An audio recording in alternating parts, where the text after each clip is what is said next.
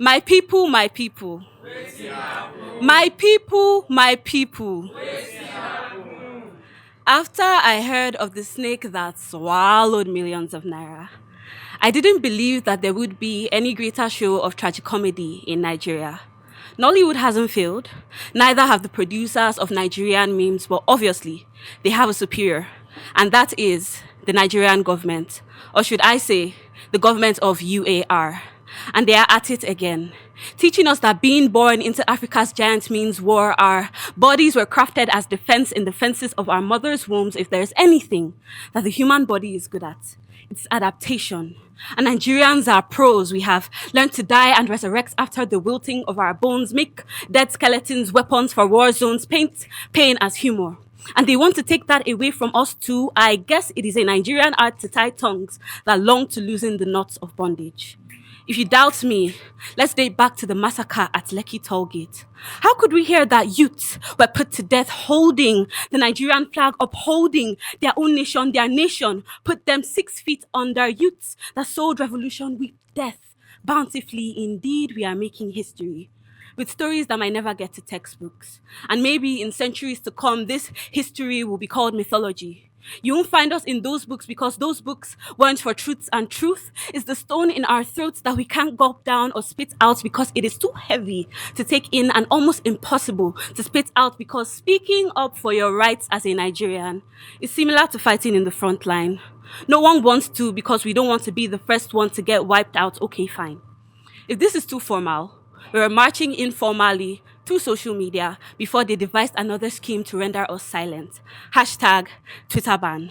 And every day I wake up thinking, why them just they para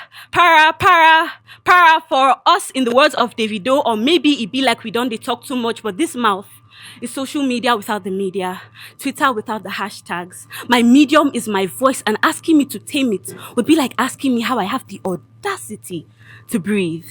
My people, my people. My people, my people. After Nigerians are born, we learn two things. The first is to fight, and the second is to jackba, otherwise sakba go dry your blood. Consequently, the Nigerian dream is to leave Nigeria because akara balls are not the only things burning in the fire. The fiery heat of our nation has touched us, and we have all been burned again, and not the way the Holy Bible speaks of. We have been fighting, silently wiping away tears beneath our two faces. Our nation has fed us fear, and we're taught to live with it, accept it, adjust to suit injustice, tidy up, go to court, though we will always lose. Our tongues have lied dormant in our mouths, learning only how to spit out lies like, last, you go there, right? Everyone is rushing to study medicine, and after convocation, we have the inability to nurse this sick country to health, and even after law school with the white collar, we have only the right to remain silent. Lawlessness is the rule of law in Nigeria, striking our calloused palms to our chests and reciting a pledge we do not pledge to. How can I be faithful to a country that has rendered me faithless? My people, my people. My people, my people. After I heard of the snake that swallowed millions of naira, I didn't believe that my country could have any more tragedy or any more comedy to remedy the tragedy. But here we are again. Now hold on. I'm not here to rant on about our problems. They say Nigerians complain too much, and it's true. But after listing out a litany of reasons, I hope I have convinced you and not confused you to use your voice, because that is our only choice now. This voice is in the garden you choose to plant in the hearts of others. This voice is in you. And I know that in the process of trying to speak up, they might try to shut us up. But remember that handcuffs no fit cuff our throats. And if we perish, my people, if we perish in the process of speaking, then we perish.